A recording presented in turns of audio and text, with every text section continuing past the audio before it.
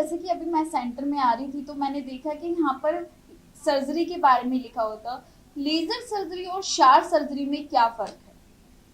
आपने आज जो सवाल पूछा लेजर सर्जरीज की बात करें। अच्छा, इसको नाम लेजर दिया गया। आपने बचपन में, हमारे बचपन में क्या होता था, एक ग्लास लिया था जो कहते हैं मैग्नीफाइंग ग्लास, सूर्य की रोशनी डाली जाती थी और जहां चाहो वहां आग लगा दिया कब हम कागज लाते थे। This is what is laser surgery, यानी बर्न कर देना किसी चीज को एक सर्टेन फ्रीक्वेंसी। अब इसमें ग्लास मोटा मैग्नीफाइंग भी आता है, पतला मैग्नीफाइंग भी आता है, यानी बर्न कर देना किसी चीज को। इसे कह सकते हो आप कि आज की टेक्नोलॉजी नहीं है, इसको सिर्फ अच्छे तरीके से तैयार करके रेडी कर दिया गया। अब बर्न कर देना बहुत अच्छी चीज है, ऐसी बात नहीं है। As a doctor I am saying कि बीमारी बार बार पैदा नहीं होती है, उसकी उत्पत्ति नहीं होती है, लेकिन कई जगह पर बर्न करना से ज्यादा इंपॉर्टेंट है उस जगह के अंदर बदलाव लाना कि बीमारी बार बार पैदा ना हो।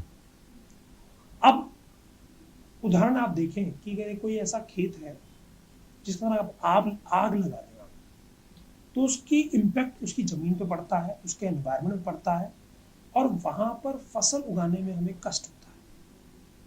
लेकिन अगर वो केवल पेड़ निकाल दिए जाए, जड़ समेत निकाल दिए जाए और जमीन को प्रयोग में लाया जाए तो उस प्रयोग से जो फसल उगेगी उसमें न्यूट्रिएंट्स कई बार रिटेन रह जाते हैं। सिमिलर एक्शन शार करता है, यानी जिस जगह पर आपने केमिकल शार से, यानी शार एक तरह का केमिकल है जो पेड़ों से प्राप्त होता है, नेचुरल केमिकल है, अल्कली होता है, अल्कलाइन होता है, एसिडिक केमिकल नहीं है, अल्कलाइन केमिकल है।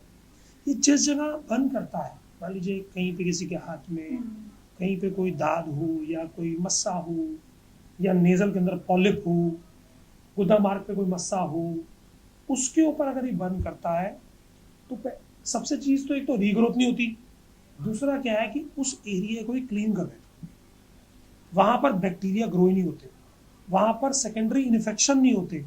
तो शार कर्म की ये क्वालिटी है जिससे कीवी सर्जरी के अंदर पेशेंट की नॉर्मल स्किन आ जाती है, क्योंकि जलने के बाद अगर देखें कहीं को जला हो जैसे कि आजकल कई लोग अपनी सुंदरता को निखारने के लिए भी लेजर का काफी इस्तेमाल करते हैं। मैडम, वो कराते हैं लेकिन वो टेम्पररी है, वो परमानेंट रिजल्ट नहीं देता, यानी आपको बार बार करवाना पड़ता है।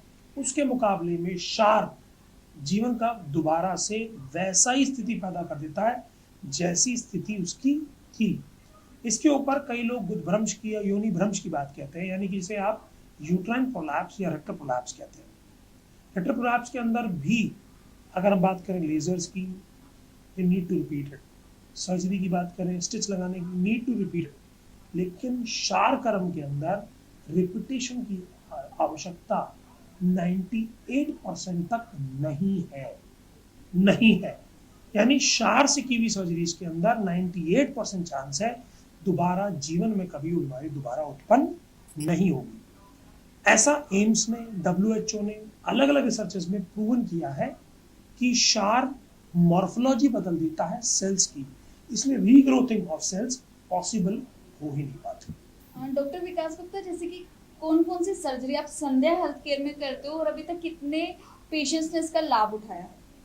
हम इसके अंदर किसी भी प्रकार का कोई भी पॉलिप हो, चाहे वो नेजल पॉलिप हो, जैसे आप कहते हो डिवेटेड नेजल सेप्टम हो गया, नाक में मस्सा पैदा हो गया, गले गर्दन के ऊपर कोई मस्सा हुआ हो, इसके अलावा कोई सिस्ट फॉर्मेशन हो, कोई सेविशियस सिस्ट हो, पाइल्स हो, फिशर हो, फिस्टुला हो, इसके अलावा कोई आउटग्रोथ हो गई हो, उसके अंदर हम शार का प्रयोग करते हैं और मार्वलसली गुड रिजल्ट्स हमें देखने को मिले हैं।